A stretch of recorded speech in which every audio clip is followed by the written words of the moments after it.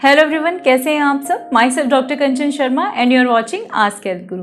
किसी भी महिला के पीरियड मिस होना ये ही प्रेगनेंसी का सबसे बड़ा साइन माना जाता है और ये सबको पता भी है। लेकिन क्या आप पीरियड मिस होने के पहले भी जान सकती हैं कि आप प्रेग्नेंट हैं या नहीं?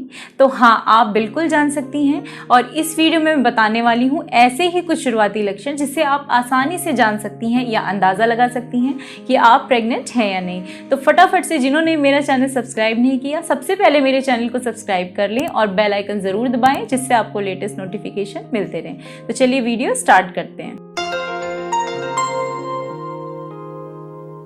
जब एक महिला का ओवुलेशन होता है यानी कि एक हेल्दी एग रिलीज होता है, अगर उसी दौरान आपने सेक्सुअल इंटरकोर्स किया हो तो जो स्पर्म होते हैं वो बच्चेदानी में दाखिल हो जाते हैं और आगे चढ़ते जाते हैं। आगे चढ़ते हुए वो जब नलों में पहुंचते हैं, फैलोपियन ट्यूब्स में पहुंचते हैं, तो वो एग से जाके मिल जाते हैं। इसे हम फर्टिलाइजेशन कहते हैं और फिर वो यहीं पर डिवाइड होते रहते हैं और एक नन्हा सा जाइगोट बना लेते हैं।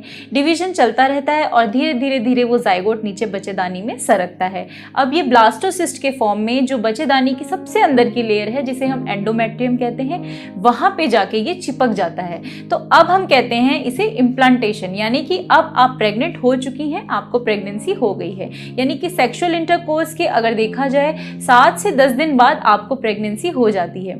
इस दौरान आप कई सारे लक्षण महसूस करेंगी। पहला लक्षण जो है वो है स्पॉटिंग। अब जब ब्लास्टोसिस्ट आके एंडोमेट्रियम में चिपकता है तो वहां की कुछ लेयर्स को हटाता है जो कि स्पॉट के फॉर्म में आपको महसूस हो सकती हैं।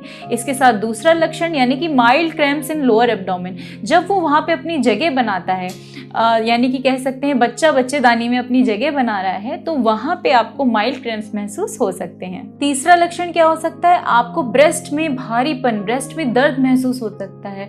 आप अपनी नॉर्मल काम कर रही हैं और आपको ब्रेस्ट में दर्द महसूस हो रहा है, ये भी हो सकता है। इसके अलावा चक्कर आना, ये बहुत ही कॉमन है। ऐसा क्यों? क्योंकि ब्लड फ्लो इतना ज़्यादा बढ़ जाता है प्रेगनेंसी होने के बाद, हमारी ब्लड वेसल्स जो होती हैं वो बिल्कुल ढीली हो जाती हैं, तो इस वजह से चक्कर आ जाता है। लो बीपी हो सकता है, शुगर लो हो सकता है। साथ ही हेडेक की शिकायत भी होती है, वो भी इसी वजह से होती है। अगर आपका बीपी लो होगा तो डेफिनेटली हेडेक्स होंगे। घबराहट होना, सांस लेने में दिक्कत होना, एक लक्षण ये भी है। ब्रीदिंग प्रॉब्लम होती है।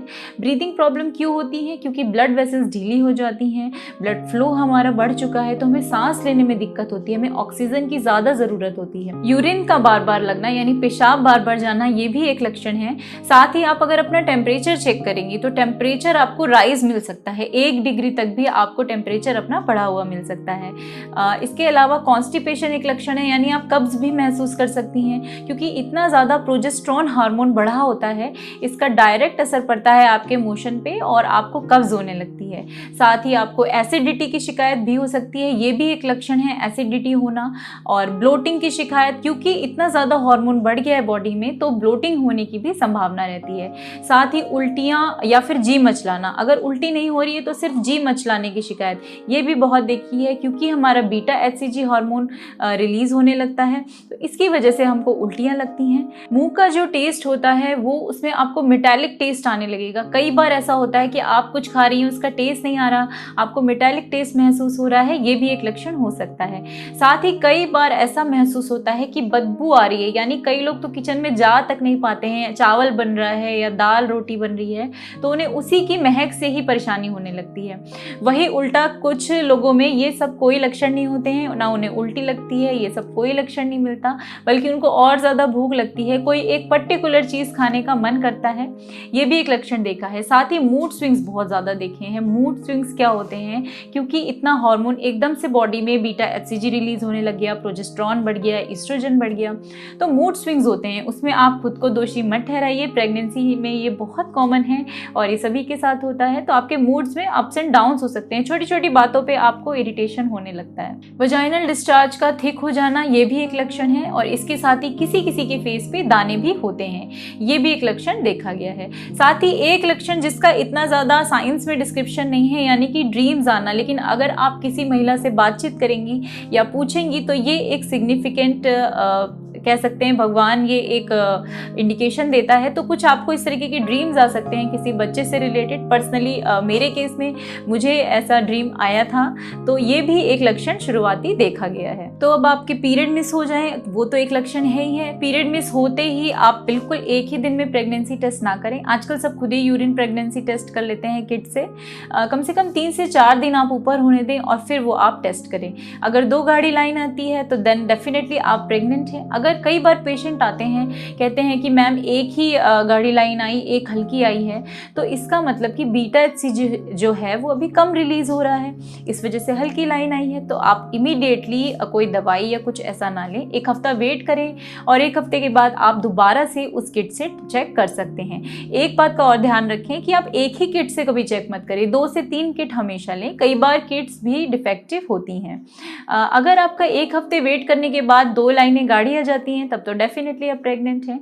लेकिन कई बार ऐसा होता है कि फिर भी काफ़ी दिनों बाद भी पेशेंट कहते हैं कि नहीं अभी भी हल्की लाइन आ रही है, तो फिर एक ब्लड टेस्ट हम करा सकते हैं जिसे हम सीरम बीटा HCG कहते हैं। इसके अलावा हम TVS करके भी देख सकते हैं। TVS यानी कि ट्रांस वजाइनल सोनोग्राफी, अल्ट्रासाउंड होता है, नीचे वजाइना के रास्ते होता है। इसमें क्लियर अंदर की पिक्चर दिखेगी कि आपका सैग बन गया है या अर्ली प्रेगनेंसी है या जो भी है, उसमें क्लियर आएगा। कई बार लोग ऐसा करते हैं, उनको प्रेगनेंसी टेस्ट करते हैं, उसमें 2 लाइन आती है और फिर बस प्रेग्नेंट होके वो घर पे बैठ जाते हैं। तो बिल्कुल नहीं, एक विजिट आप ज़रूर अपने डॉक्टर का रखिए, उनसे मिलिए, गायनी से मिलिए। अगर आपको स्पॉटिंग होती है तो डेफिनेटली आपको फिर तो दिखाना ही है। ये एक साइन है मिसकैरेज होने का संभावना इसमें रहती है। इसके साथ ही अगर आपको ब्लीडिंग होनी शुरू हो जाए, आपको चक्कर हो या नीचे एब्डोमेन में बहुत ज़्यादा दर्द हो रहा हो, आपका टेम्परेचर भी बढ़ रहा हो, तो फिर एक्टोपिक प्रेगनेंसी की संभावना रहती है। इसमें बिल्कुल ढिलाई ना करें और अपने गायनी को दिखाएं।